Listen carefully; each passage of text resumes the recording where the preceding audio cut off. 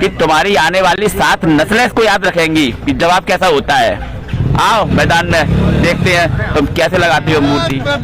जय श्री राम, जय जय। नमस्कार दोस्तों, ये है गौरव व्यास, जो कि मनोवादी सोच को स्पष्ट रूप से दर्शा रहा है।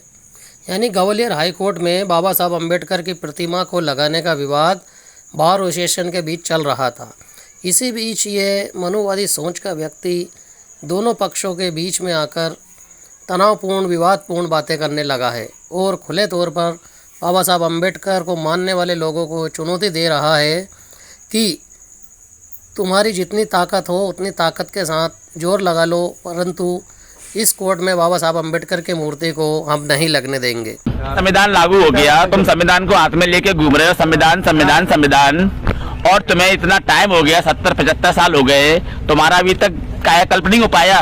और मुझे लगता है कि तुम्हारा कायाकल्प अब ब्रह्मा भी नहीं कर पाएगा। अब हम तुम्हारा कुछ भी नहीं करने देंगे। सोशल मीडिया पर इसके इस वीडियो के द्वारा बड़ा कोहराम मचा हुआ है।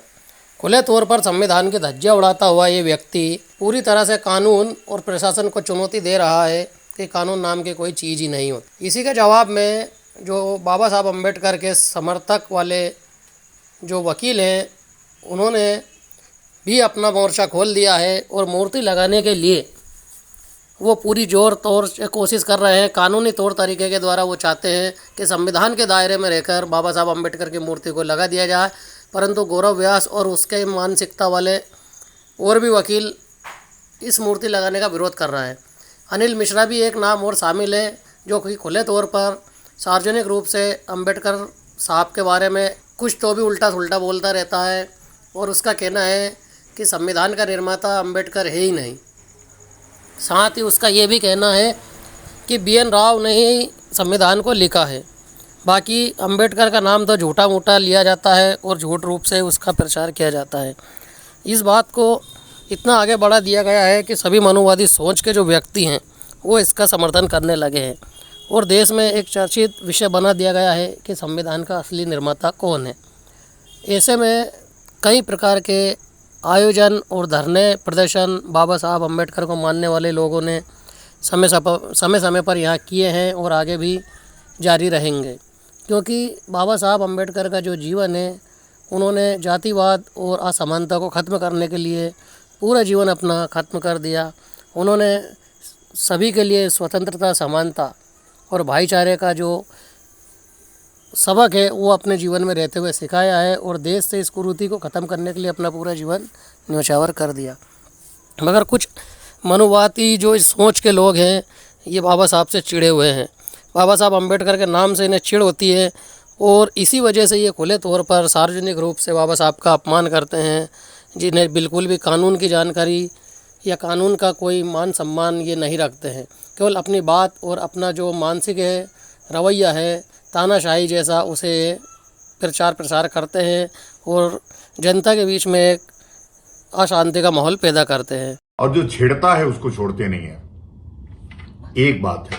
दूसरी बात है, कई लोग ये कह रहे हैं कि मेरा एक ट्वीट है 14 अप्रैल 2021 का, वो मुझे याद नहीं है कि मेरा ट्वीट होगा भी तो मैं ये नहीं जानता था कि संविधान के निर्माता इतना नैरेटिव सेट करके दिमाग को वास्ट कर दिया गया था कि भारत का हर व्यक्ति यही जानता था कि अंबेडकर ही भारत के संविधान के निर्माता थे।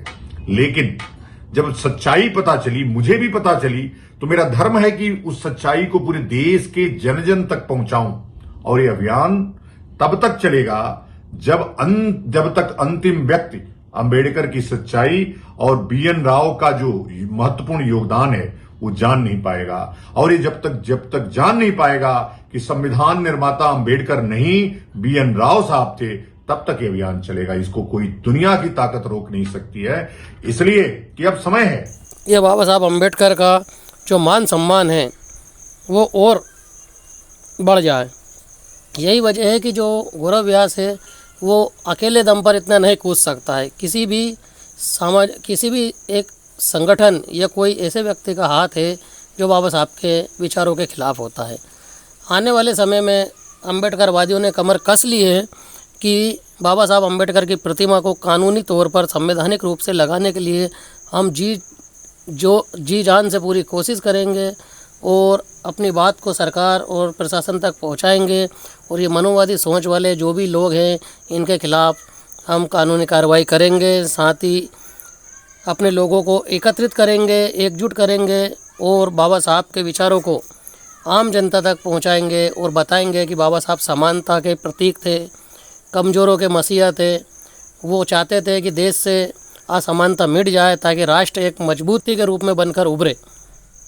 उन्होंने हमेशा राष्ट्र को प्राथमिकता दी है, इसी के बाद उन्होंने अपने सारे काम किए हैं। राष्ट्र से ऊपर बाबा साहब ने कुछ भी नहीं रखा है, क्योंकि ब्राह्मणवाद जो है वो ऊंच नीच पर आधारित है और ये मनुवाद इसीलिए संविधान का विरोध करते हैं। क्योंकि यदि संविधान लागू रहता है तो ऊंच नीच समाप्त हो जाती है, ब्राह्मणों को अपनी मनमर्जी करने का अधिकार खत्म हो जाता है, सभी उनके सम्मान बराबर के रूप में आ खड़े होते हैं। जो उन्हें खलता है, जो उन्हें डराता रहता है कि सम्मान के हकदार केवल ब्राह्मण ही हैं, यही ऐसी मानसिकता वाले सोच वाले व्यक्ति हैं जो कि छोटी मोटी बातों पर बाबा साहब अम्बेडकर की कभी प्रतिमा का अपमान करते हैं, कभी अम्बेडकरवादियों को कुछ भी बोलते रहते हैं। उससे कई गुना हथियार चलाना जानता हूं और रखना जानता हूं। ओम नमो नारायण, जय जय हिंदू राष्ट्र। गैर जिम्मेदाराना बयान देते रहते हैं।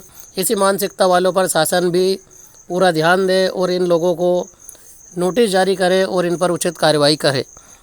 यदि आप इस वीडियो के समर्थक हैं, यदि आप चाहते हैं कि इस मुद्दे पर सभी एकजुट हो और बाबा साहब जो कि कानून के प्रथम मंत्री भी रहे हैं और संविधान के प्रमुख शिल्पकार हैं, उनकी मूर्ति हाई कोर्ट में यदि लगती है तो इससे बड़ी बात और क्या हो सकती है। कानून पर सबसे पहला अधिकार कानूनविद यानी कि संविधान निर्माता का ही होता है। बाबा साहब एकता और समरूपता के प्रतीक हैं। अतः हम आप सभी से अनुरोध करते हैं कि इस वीडियो को अपने मित्रों में और अम्बेडकरवादियों में शेयर कीजिए ताकि इस आंदोलन को और गति मिल सके और अपनी बात को हम आम जनता तक और शासन प्रशासन तक पहुंचा सके कि बाबा साहब की मूर्ति को लगाना उचित है।